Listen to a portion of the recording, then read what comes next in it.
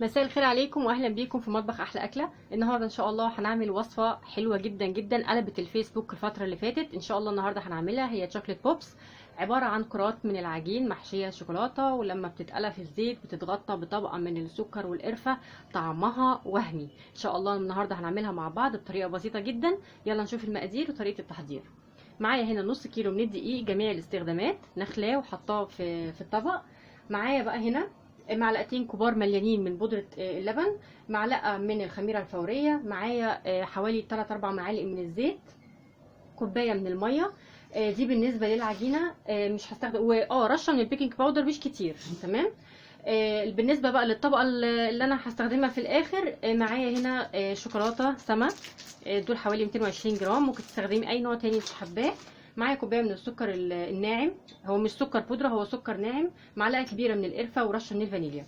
هعمل ايه؟ هحط دلوقتي على الدقيق حوالي كده نص معلقه صغيره من البيكنج باودر.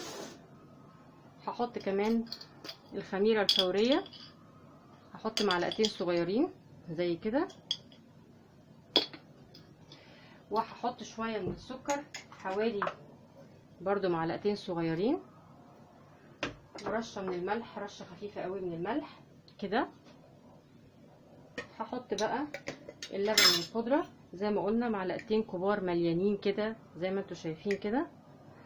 لو ما عندكيش اللبن البودره ممكن تعجني الخليط نفسه بايه، دي عشان كنت حاطه فيها قرفه. تعجني الخليط نفسه باللبن العادي. تمام.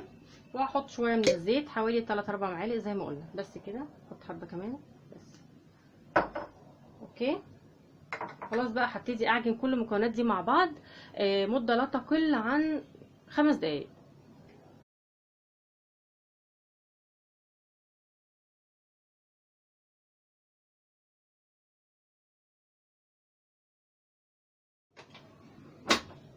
شايفين العجينه لمت ازاي؟ اخدت حوالي كوبايه وربع من الميه. بصوا لينه وناعمه حلو قوي، اتعجنت حلو. تمام. انا دلوقتي هلم العجينه، اغطيها، سيبها تخمر لمده ساعه.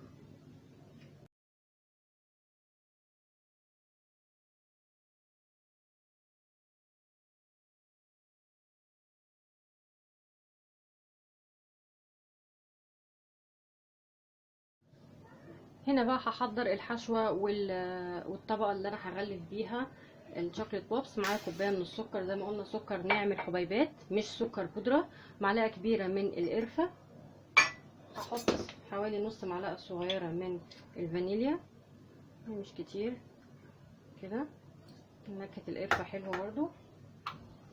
بقلبهم مع بعض، ويستحسن ان انت تحطيهم في علبه زي كده يكون ليها غطا محكم، هقول لكم ليه في الاخر، او ممكن تحطيهم في كيس، بلاش طبق. تمام. هركن ده بقى كده على جنب. هاجي هنا بقى للشوكولاته زي ما قلنا، ممكن تستخدمي اي نوع تاني، جالاكسي، كابري، اي حاجه. هنا بقى هقسم المربعات دي، هقسمها يعني هحاول ان انا اقطعها مربعات صغيره يعني كده. تمام كده. والتانية نفس الحكايه، حتى لو اتفرفتت معاكي مش مشكله، يعني كده كده هتسيح كده. هتقطعيها مربعات صغننه كده. المقاس ده حلو قوي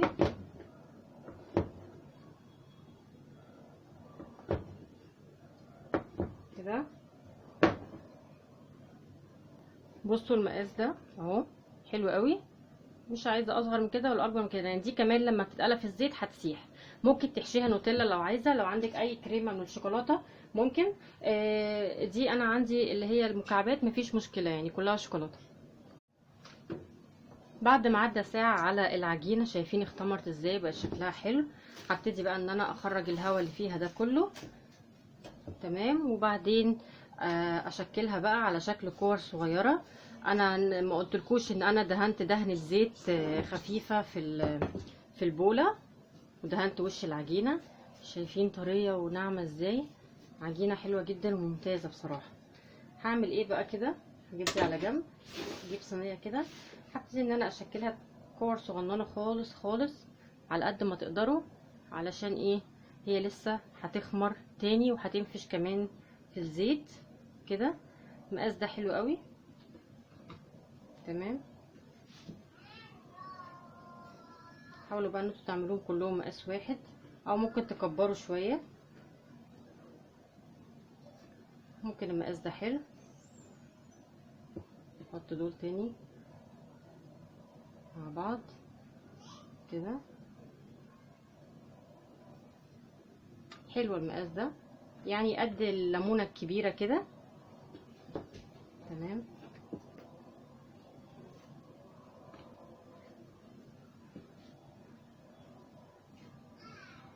انا هشكل الكميه كلها دلوقتي وارجع لكم تاني.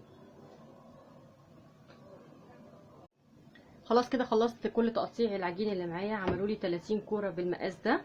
هبتدي بقى ان انا اخد اول واحده اللي انا ابتديت بيها. شايفين بتخمر بسرعه ازاي؟ ما شاء الله هشه جدا جدا.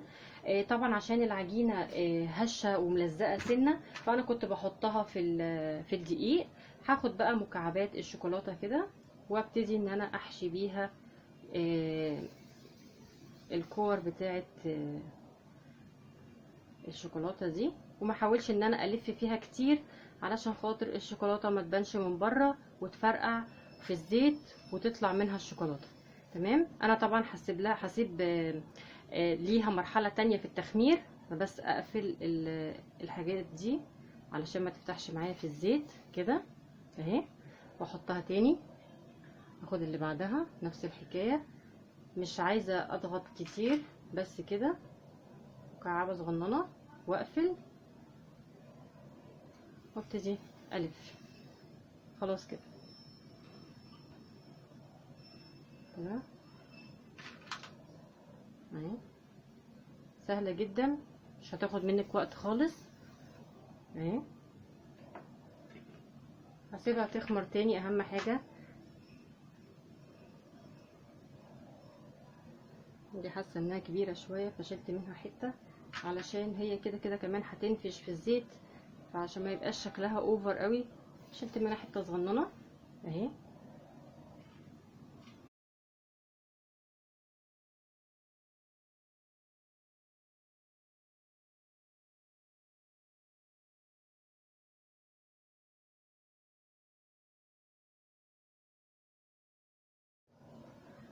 دلوقتي خلصت انا الكميه كلها، حشيتها زي ما انتم شايفين بالشكل ده. هغطيها بس ترتاح ربع ساعه، وبعدين هنبتدي نقلي في زيت سخن جدا بس على درجه حراره متوسطه.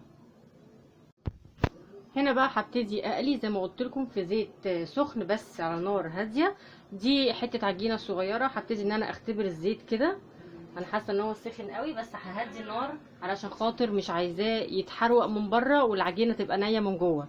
تمام. اول ما دي تاخد اللون والحراره بتاعه الزيت هشيلها وابتدي احط الكرات العجين بتاعتي. بصوا خلاص اخدت اللون اهي، هطلعها.